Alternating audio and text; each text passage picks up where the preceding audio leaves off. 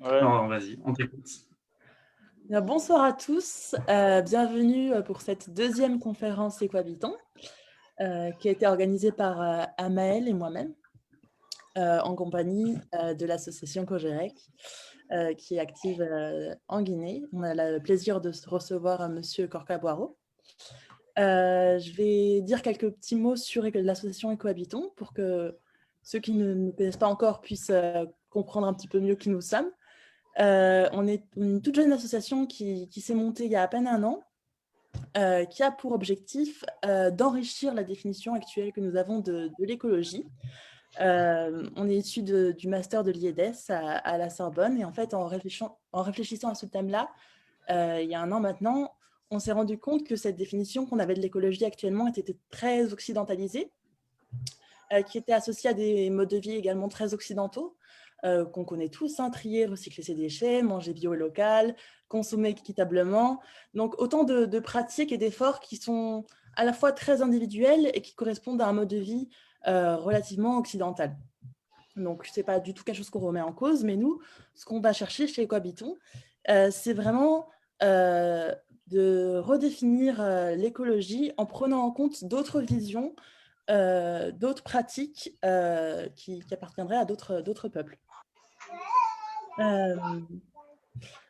Donc, on a tendance à penser que l'écologie, actuellement, elle est vraiment focalisée, comme je disais, sur des actions qui sont concrètes et très individualisées. Et c'est très étonnant parce que la définition, l'étymologie de l'écologie, si on le déconstruit un petit peu, on se rend vite compte que l'oikos, qui signifie la maison, et le logos, le discours, renvoie à quelque chose qui est bien plus large, qui touche à notre rapport et à la vision que nous avons tous, en fait, de notre environnement. Et c'est à partir de là, en fait, que s'est lancé Ecohabiton pour pouvoir promouvoir la diversité des discours et des pratiques écologiques dans le monde et valoriser un équilibre entre l'homme et son environnement. Donc, c'est ce qu'on essaye de faire au quotidien. Et aujourd'hui, on va le faire en compagnie de Monsieur Korka Boiro. Je ne sais pas si tu veux le présenter, Ahmed. Exactement. Oui, donc c'est dans ce cadre-là qu'on organise donc, notre première conférence, notre première invitée de ce qu'on espère deviendra un cycle de conférences. Donc l'association Cogerec, qui est donc, si je ne me trompe pas, le conseil des jeunes ressortissants et résidents de Koundara. Vous faites en fait des actions locales sur le terrain. Et en Ouais. fait, c'est dans ce cadre-là qu'on s'est intéressé à votre association. Et en Ouais. fait, ce qu'on espère à travers ce cycle de conférences, donner la parole à une multitude d'acteurs qui font ce genre d'action locale. Donc, on va venir en fait aux actions plus précisément dans une seconde. Parce qu'à Ecohabitant, on est convaincu que c'est en traitant les problèmes localement, en les comprenant et en y apportant des solutions pertinentes au niveau local qu'on peut résoudre les problèmes au niveau mondial.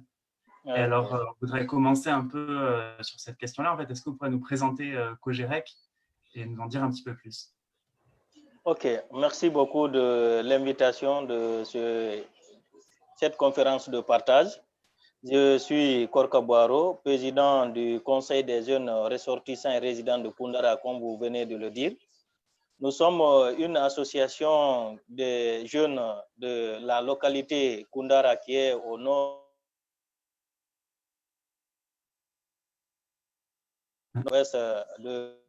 qui est frontalière au Sénégal, à la Guinée-Bissau. Donc, les préfectures qui sont frontalières au niveau de la Guinée, nous avons Gawal, nous avons Mali, Yembering, et voilà, qui sont frontalières à Koundara. Donc, comme vous le voyez, Koundara, c'est une zone qui est frontalière au Sénégal, qui est, disons, quelque sorte désertique.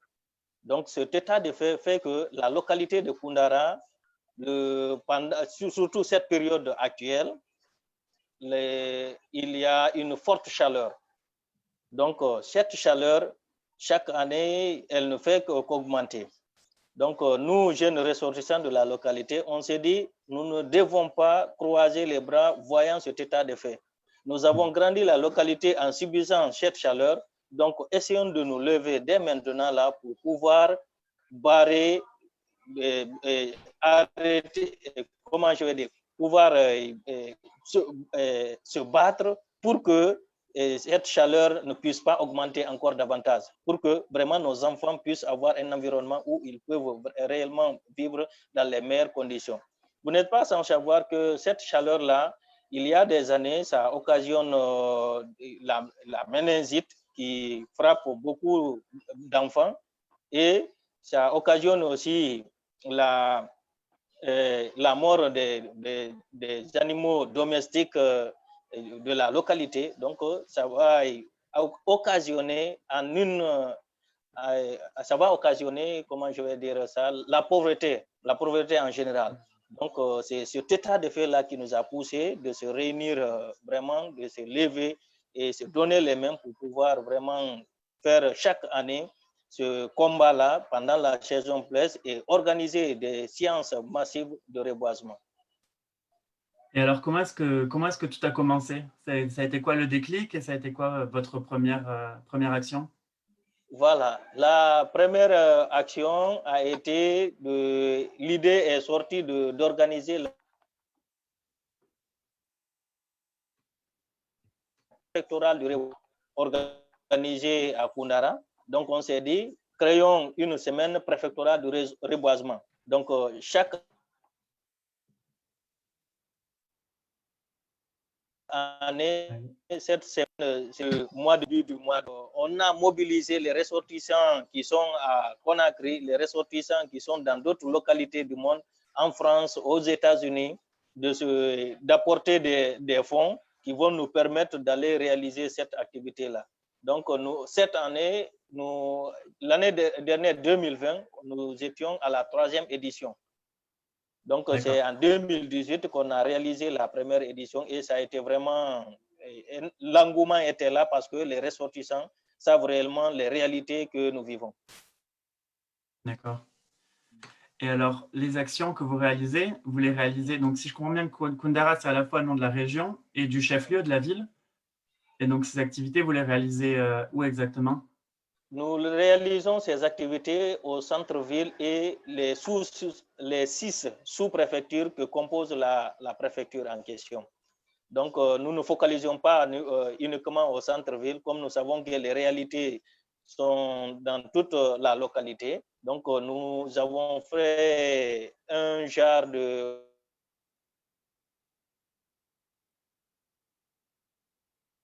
points focaux au niveau de ces différentes localités-là qui vont nous servir pour la réalisation des activités dans ces différentes localités. Donc, en plus de la commune urbaine, les 6 sous-préfectures qui composent la préfecture en bénéficient aussi. D'accord. Et alors, aujourd'hui, Koundara, c'est combien de membres? L'association? Oui. Actuellement, nous avons quelque chose de 33 membres qui sont actifs. 33 membres actifs, oui. Et alors, si j'ai bien compris vos activités, il y a à la fois la semaine de reboisement, donc qui a lieu l'été. Et ensuite, vous faites aussi des actions de ramassage, c'est ça, de ramassage d'ordures, nettoyage de la nature.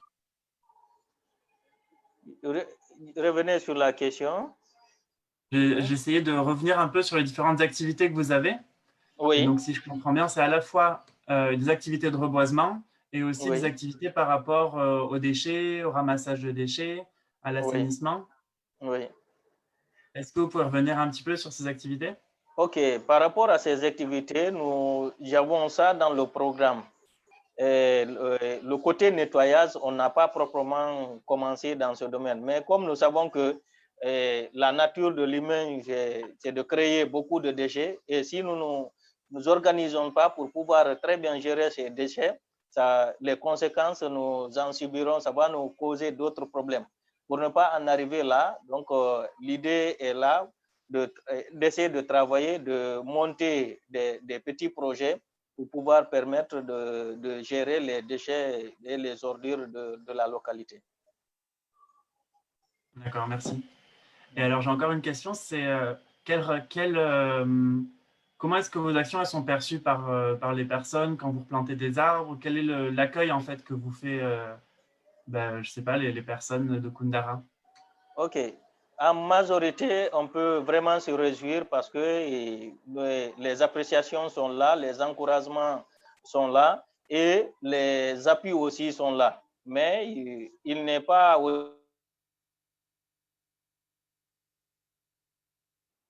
obligé qu'il y ait l'importance de la chose. Parce que si eux, ils pensent toujours à l'immédiat. Donc, s'ils ne voient pas l'impact immédiatement, et ils ne vont pas prendre en considération. Donc, nous essayons d'organiser des séances de sensibilisation durant la semaine préfectorale de reboisement, nous organisons des séances de sensibilisation, nous organisons une tournée sonorisée ambulante dans la ville pour informer la population sur les nécessités du reboisement, sur les nécessités de la protection de l'environnement.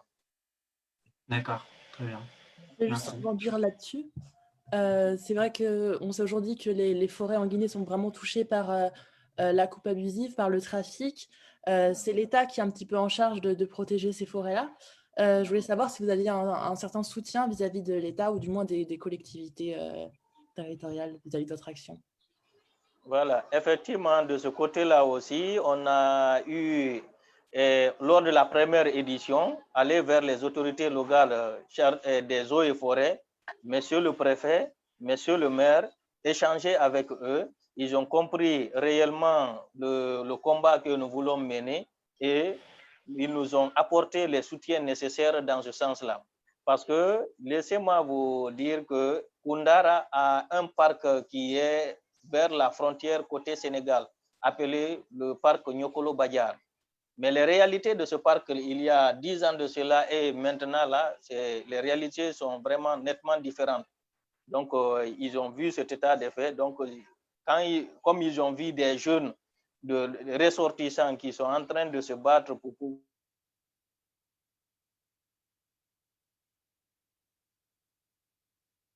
vraiment aider dans ce sens-là.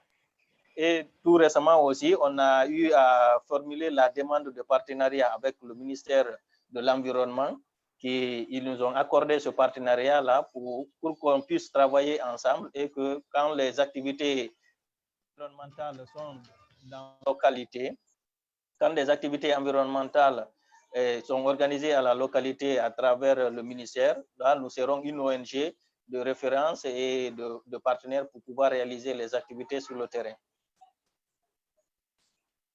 D'accord. Merci beaucoup pour toutes ces précisions. J'ai peut-être une dernière question sur vos activités avant de passer la parole à Noma.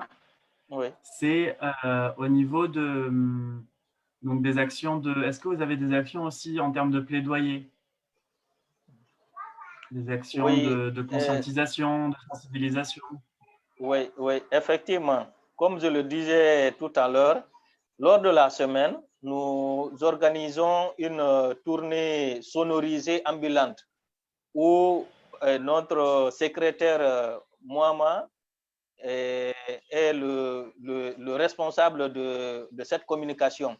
On fait le tour de la ville pour informer la population que vraiment, il est très, très important de reboiser et de déboiser moins.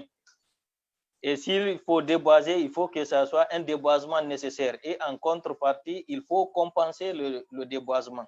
Donc, nous sommes en train de se battre dans ce sens-là aussi, parce que nous avons compris que si la localité, si les citoyens à la base ne sont pas impliqués dans ce processus-là, le travail que nous faisons serait vraiment très, très difficile. Et alors, pourquoi est-ce que vous avez choisi ce format-là de, comment est-ce que ça s'appelle, de se déplacer donc en voiture, c'est ça, avec un haut-parleur Ouais. Est-ce que c'est le plus efficace? Non, ce n'est pas le plus efficace, mais nous avons constaté que si nous appelons à une rencontre dans un lieu public ou bien à la maison des jeunes, il y a moins de personnes qui vont s'intéresser. Donc, nous avons dit qu'il est important de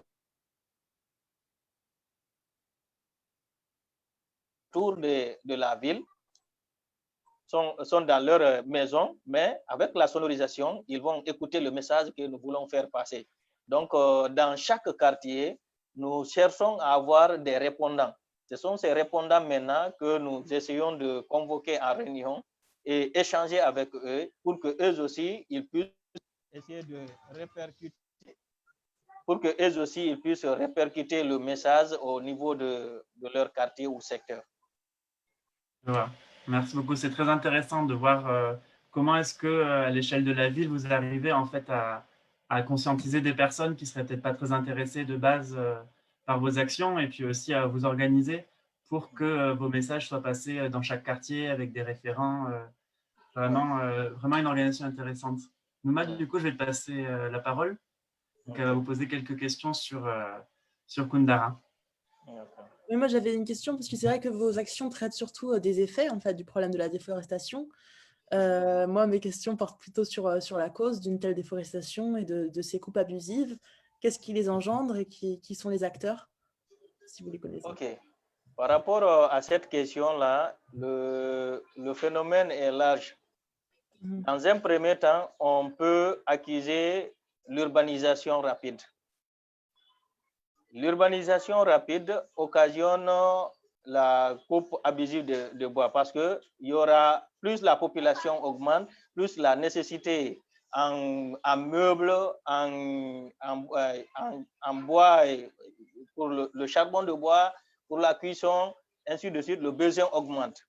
Donc, le côté agriculture aussi, c'est un facteur qui occasionne le déboisement. Parce que la population à la base, ils n'ont pas tous des moyens de se procurer des engrais les permettant de fertiliser leur culture. Donc, s'ils arrivent à travailler sur un domaine pendant 1 année, 2 ans, ils voient que la rentabilité a baissé. Donc, qu'est-ce qu'ils font? C'est d'aller couper un autre espace qu'ils jugent vraiment nouveau, qui est plus fertile, pour les permettre vraiment d'avoir quelque chose à la fin des récoltes. Donc, imaginez le nombre d'années que ça fait pour que les plantes puissent pousser et grandir, et en combien d'années on arrive à couper des arbres. Donc, la proportion de remplacement est très faible. Donc, cet état de fait augmente le déboisement. Et il y avait eu malheureusement un moment où il y avait une rupture au niveau du parc. Donc, la surveillance au niveau du parc avait baissé un moment. Mais heureusement, les dernières années, là, les agents ont été redéployés qui assurent la sécurité pour permettre à interdire la coupe abusive au niveau au niveau du parc. Et concrètement, il y a des contrôles qui sont effectués régulièrement ou des politiques d'amende ou des politiques restrictives envers ces comportements? Oui, effectivement, il y a le code forestier guinéen qui prévoit tout ce qui concerne déforestation, reboisement et voilà. Donc, à travers ce code-là, les agents des eaux et forêts qui sont mutés sur le terrain se servent pour pouvoir réprimer. Donc, ils sont à pied d'œuvre chaque jour et dans chaque localité. Ils sont en train de veiller à sauvegarder l'environnement de Kundara et comme dans les autres préfectures aussi de la Guinée. D'accord. Donc, il y a vraiment une évolution des pratiques. On constate quand même une plus grande protection qu'auparavant envers les forêts. Oui.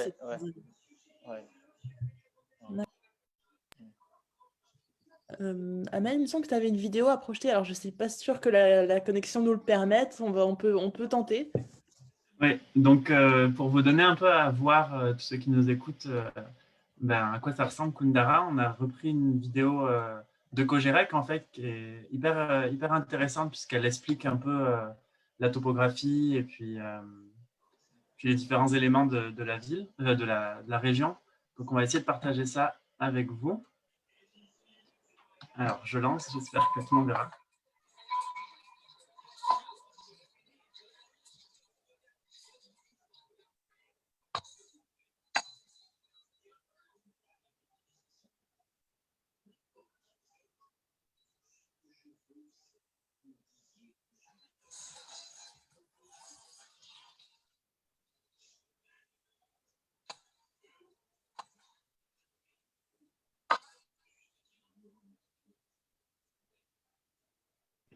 suis pas sûre qu'on entende le son, mais en tout cas, l'important, c'est vraiment de voir un peu le contexte et de quoi ressemble concrètement Kundara.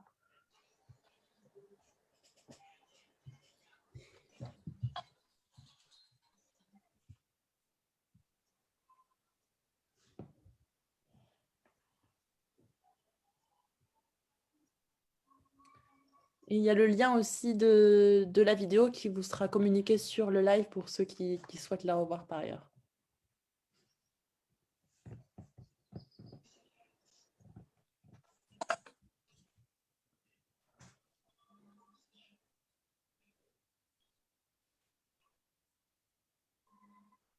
Voilà, ça c'est le mont Badiar. On peut voir qu'il y a une grosse biodiversité, j'imagine, dans les forêts. Ouais.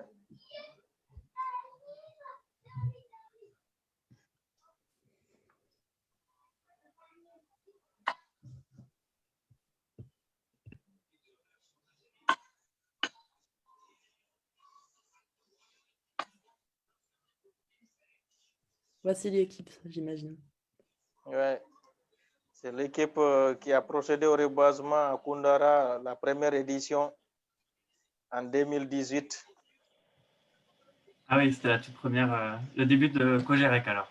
Ouais. C'est... Ouais.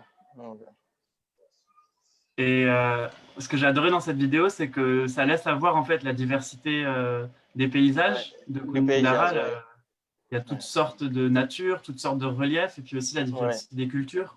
On voit qu'il y a plein de peuples qui se rencontrent dans cette région. Comment est-ce que vous nous décririez votre région?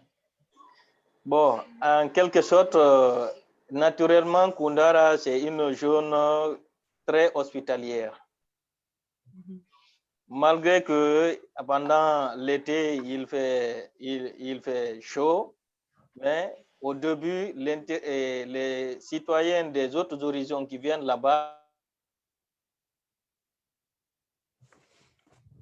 se plaignent de la chaleur. Mais l'environnement, la rentabilité agricole, la diversité des ethnies qui y vivent fait que ça fait bon vivre à Kundara. Donc, cela vraiment encourage les gens à y rester.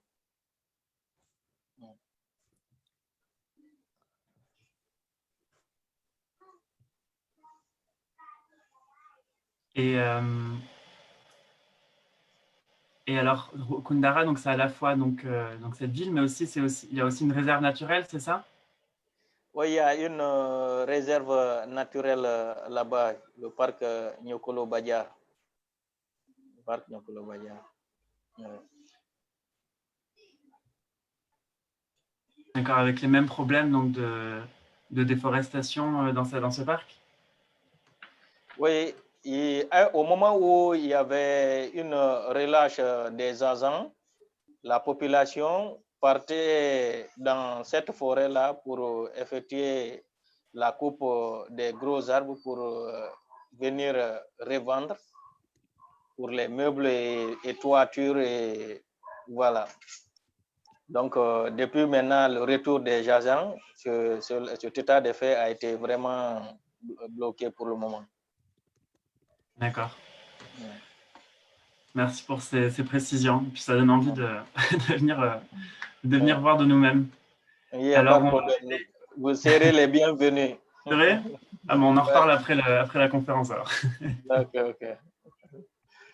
On en arrive à la dernière partie de nos questions et puis après on va ouvrir la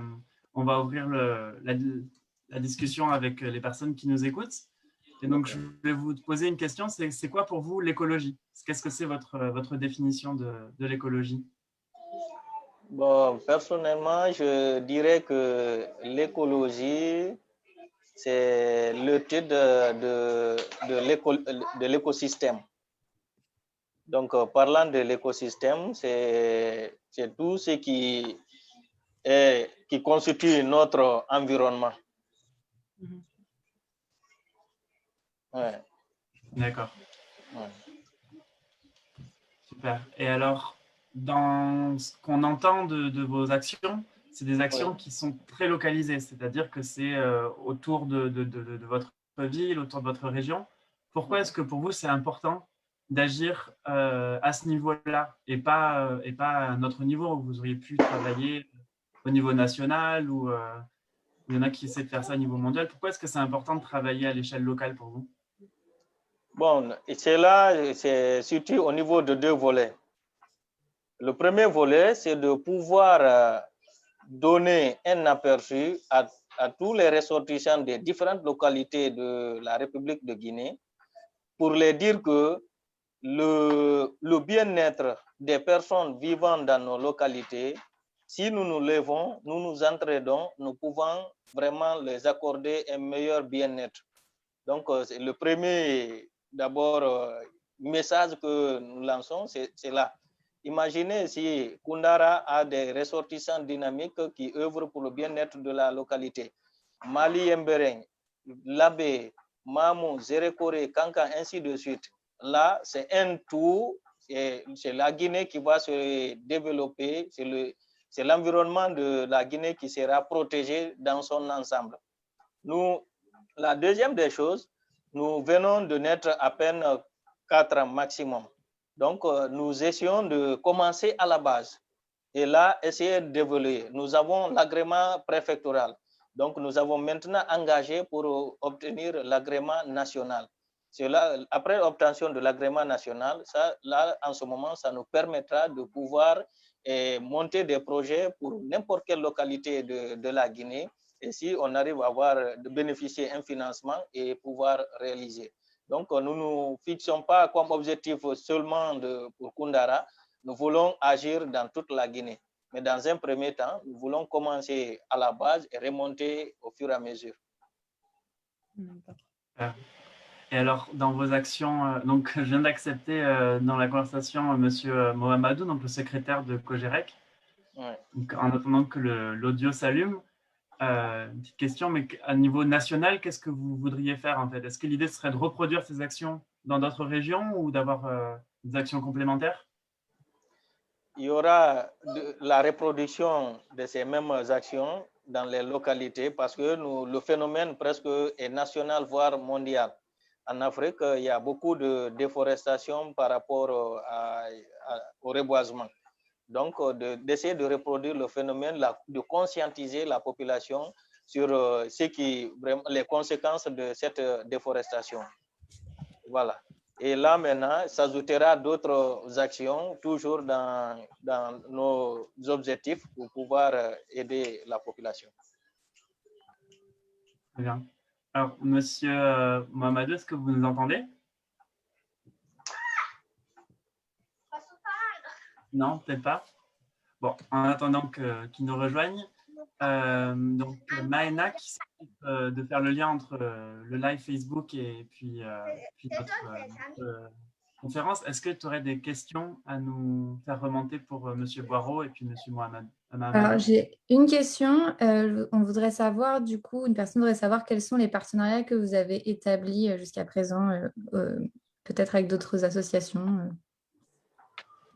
Vous dites quels sont? Les partenariats que vous avez pu établir peut-être avec d'autres associations pour mener à bien vos actions localement. Est-ce que vous avez établi des partenariats, des relations? Effectivement, il y a de cela une année, on a eu à créer une coordination des associations, donc où il y a quelque chose d'une vingtaine d'associations.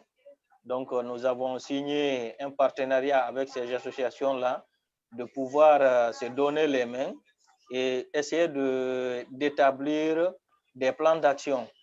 Donc, cette coordination-là a une visibilité plus grande qu'une seule association.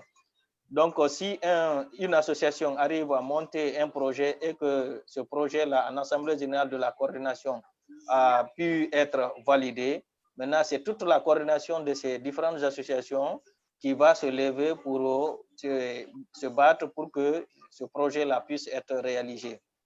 Et cela est valable pour toute association membre de la coordination qui peut vraiment monter un projet et essayer de le soumettre à la coordination. En plus de cela, actuellement, nous sommes pour parler avec une association naissante qui est basée en France là-bas, de ressortissants guinéens aussi, précisément de Koundara, appelée Badiar Vision. Donc, nous sommes en train de travailler sur cette question de partenariat aussi. Merci beaucoup.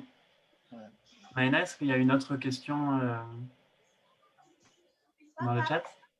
Alors, je n'ai pas d'autres questions. Mais en tout cas, vous avez... Ah, si, j'ai une question. Selon vous, quels sont les indicateurs qui permettent de mesurer la déforestation? Bon, les indicateurs qui peuvent permettre de mesurer la déforestation, chez nous là-bas, il faut voir le nombre de maisons qui sont construites chaque année dont les charpentes sont en bois, le nombre de meubles qui sont fabriqués par les menuisiers, le nombre d'étendues de terrains, de nouveaux terrains cultivables qui sont déforestés, qui ont été déforestés. Donc, ce sont ces phénomènes-là et ces actions qui peuvent nous permettre de mesurer la situation. Alors, j'ai une autre question du coup. Oui. Quel est le rôle de la diaspora à l'international et quelle est la part des membres? Alors, attendez. Quel est le rôle de la diaspora du coup par rapport à votre travail et quelle est la part des membres dans ces actions et l'importance des financements et de ces engagements? Voilà, la diaspora est très, très importante pour nous. Presque toutes les éditions qu'on a eu à réaliser, la diaspora, de par les États-Unis, de par l'Europe, ont contribué activement parce qu'ils ont vu vraiment la viabilité du projet, la nécessité de vraiment de soutenir, et il y a la confiance par rapport à nous qui réalisons sur le terrain. Donc, c'est l'occasion aussi pour moi vraiment de remercier la diaspora qui nous soutiennent beaucoup dans nos actions, surtout du côté financier. Et alors, est-ce qu'on parle d'une diaspora à l'international ou c'est une diaspora, comment dire, Allô? Oui. Oui, on t'entend. Ah oui. Non, je veux dire, la diaspora, en fait, elle se situe où, juste pour se faire une idée? Bon, la diaspora, nous qualifions les personnes de la diaspora, ceux qui sont au-delà de l'Afrique. D'accord. Voilà, mais il y a aussi des ressortissants des pays où nous avons nos ressortissants qui sont nombreux, tels que l'Angola, tels que le Sénégal et la Gambie. Donc, ceux-ci aussi ne sont pas en marge du soutien de nos actions. D'accord. Il y a eu des perturbations vis-à-vis de ces diasporas, étant donné le contexte actuel de la crise épidémique et du Covid, même vis-à-vis de vos actions? Revenez, s'il vous plaît. Je disais par rapport au contexte actuel du Covid et de l'épidémie, ça a fait le lien avec cette diaspora. Est-ce que vous avez eu des perturbations dans vos actions ou vous avez été handicapé dans votre action? Oui, vu surtout les questions de confinement, cela a beaucoup affecté certaines de nos actions qui étaient prévues parce que le confinement occasionne la limitation des activités et diminuer le revenu. Donc, cela va, sans dire que certains nous ont fait savoir que pour le moment, ils ne peuvent pas faire face à cette situation. Donc, d'attendre que les choses s'améliorent un peu. Donc, franchement, la COVID a vraiment impacté certaines de nos activités. D'accord. Parce que la situation, elle en est où aujourd'hui? Hum? La situation sanitaire à Koundara, elle est comment? Heureusement, à Koundara, et comme beaucoup de préfectures de l'intérieur du pays, il y a moins de cas, voire pas de cas de Covid détectés. Donc, c'est la grande ville, la capitale, qui englobe beaucoup de cas, vu le nombre de personnes et les mouvements qui sont de là à l'international. Donc, actuellement, Koundara, la frontière avec le Sénégal et la Guinée-Bissau est fermée. Donc, les mouvements sont interrompus. Donc, vu cet état de fait, il y a moins de cas à enregistrer pour le moment. D'accord. Mais il y a eu quand même un couvre-feu, alors, comme vous disiez. Oui, il y en a eu. Des cas, des personnes qui ont quitté Conakry pour aller vers là-bas. Est-ce qu'on a encore quelques questions? Oui, alors j'ai plusieurs questions.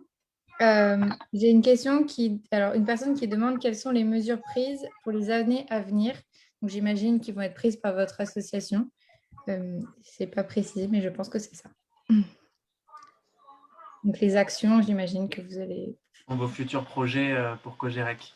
Voilà. Donc actuellement nous avons soumissionné un projet qui a été chose par des partenaires appelés la FEM. Nous avons soumissionné nos projets, un projet qui va englober l'environnement et la formation des jeunes, des femmes, la création des micro-projets. Donc nous attendons, nous prions Dieu que nous puissions bénéficier de ce financement et pouvoir réaliser ce projet. Donc en plus de cela, nous avons compris que nos actions mesurées au déboisement qui se fait sur le terrain, il y a une grande différence. Donc dans un premier temps, il faut beaucoup s'accentuer sur des plaidoiries. Donc en plus de nos communications ambulantes, nous voulons accentuer beaucoup sur les plaidoiries pour pouvoir vraiment conscientiser la population sur la nécessité vraiment de sauvegarder notre environnement. Actuellement, où je vous parle, il y a 41 degrés minimum à l'ombre. La chaleur va jusqu'à 41 degrés à l'ombre. Donc, dès que la saison pluvieuse arrive, les citoyens oublient la chaleur qu'ils ont eu à traverser, mais ne font rien pour essayer de jouer le côté reboisement pour permettre à l'avenir de diminuer cette chaleur. Donc, nous voulons beaucoup faire des actions de sensibilisation, des plaidoiries auprès de la population à la base pour nous permettre vraiment d'avoir un résultat probant. Alors, on a plein de questions qui arrivent là. Du coup, il y a plein de questions. En fait, la personne parlait des mesures par rapport à la déforestation, mais je trouve que globalement, vous avez bien répondu. Il y a quelqu'un qui demandait par rapport aux indicateurs de performance des différentes actions entreprises jusque-là par votre ONG, lequel serait le mieux jusque-là? C'est la question. Reprenez la question. Alors, vous parliez des indicateurs de performance des différentes actions des entreprises jusque-là par votre association, votre ONG. Et oui. c'est quel indicateur qui a été le mieux, selon vous, jusque-là, qui vous a permis le mieux de... Bon, il y a un autre indicateur aussi, c'est la commercialisation. Parce que n'eût été la fermeture des frontières, il y a beaucoup de personnes qui se sont lancées dans la commercialisation du bois. Donc, cette commercialisation, même au-delà de nos frontières, est un indicateur qui nous montre par rapport à la déforestation qui se base sur le terrain là-bas. Donc, il y a le facteur de commercialisation aussi. Il y a beaucoup de personnes qui se lancent dans ce domaine-là. Et nous avons constaté aussi qu'il y a un grand nombre de machines tronçonneuses qui ont été achetées par les citoyens en vue de se lancer dans cette activité lucrative.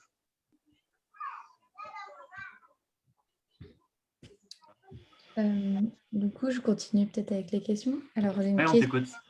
Alors, est-ce que la construction en bois est la façon traditionnelle de construire, du coup, et quelles sont les possibles alternatives? Je reprenais la question.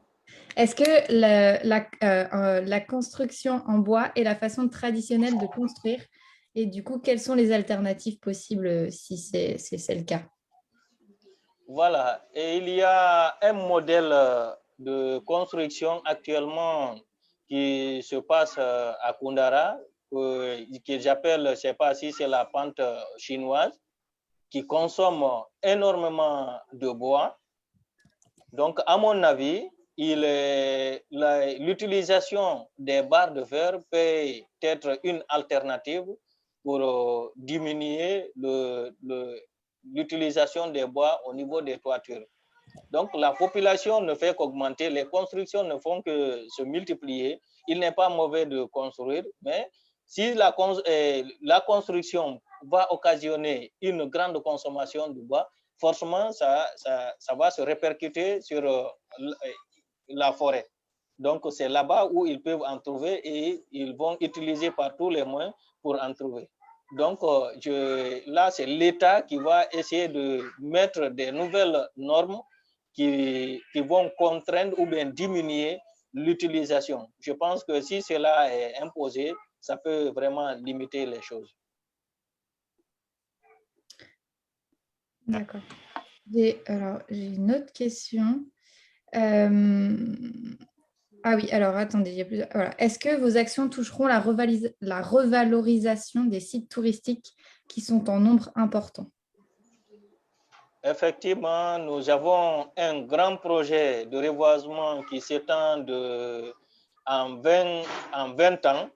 Donc, nous cherchons un financement de ce projet-là. Si ce projet arrive à trouver un financement, ça permettra de revaloriser les sites touristiques de Kundara.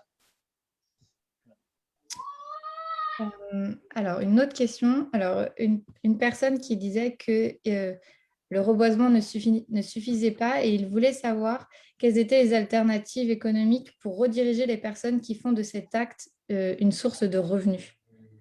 Voilà. Donc, c'est là la nouvelle mission que nous nous sommes assignés. C'est essayer de travailler avec le ministère de l'Environnement qui va être notre partenaire dans ce domaine-là, qui a des spécialistes, des personnes qui connaissent mieux ce domaine-là, qui peut amener à la population, au lieu d'aller couper 10 autres hectares quelque part, trouver un moyen de revaloriser, d'enrichir la terre là où ils ont déjà déboisé. Donc, ce côté-là, nous voulons travailler avec le ministère de l'Environnement. En plus de cela, il y a d'autres activités lucratives. Mais si la population n'est pas informée que si elle arrive à faire cela, ça va se répercuter sur la vie, sur sa propre vie, là, ce serait très difficile. Donc, nous voulons faire beaucoup de messages de conscientisation dans ce sens-là, pour pouvoir les amener vraiment et trouver aussi des moyens, d'autres activités à les proposer pour qu'ils puissent abandonner la coupe abusive de bois. Du coup, finalement, en fait, ça rejoint une des dernières questions que nous avons reçues. Question, c'est pourquoi ne pas créer des structures qui pourront empêcher cette déforestation? Voilà. Les structures sont déjà créées, les structures sont étatiques. Mais dans notre contrat de partenariat, nous voulons demander au ministère de nous accepter d'être aussi des acteurs qui vont rentrer dans la ligne de contrôle et d'application des textes interdisant les pratiques qui vont néfastes pour notre environnement. Donc, si cela nous est accordé, là, étant des citoyens à la base, nous pouvons vraiment remonter la chaîne et alerter l'État par rapport à ces pratiques-là. D'accord. Alors, on va prendre encore les questions pendant peut-être encore 2-3 minutes, puis après, on va doucement aller vers la conclusion. Donc, si vous avez des questions, n'hésitez pas. Moi, j'avais une petite question de tout à l'heure. Vous avez parlé d'un matériau alternatif. Je n'ai pas compris ce que c'était pour les toitures. De quoi est-ce que vous parliez? Oui, actuellement, pour les toitures, ils utilisent uniquement du bois. Mais Oui. de nos jours, il y a des sociétés de ferraille qui ont augmenté dans le pays.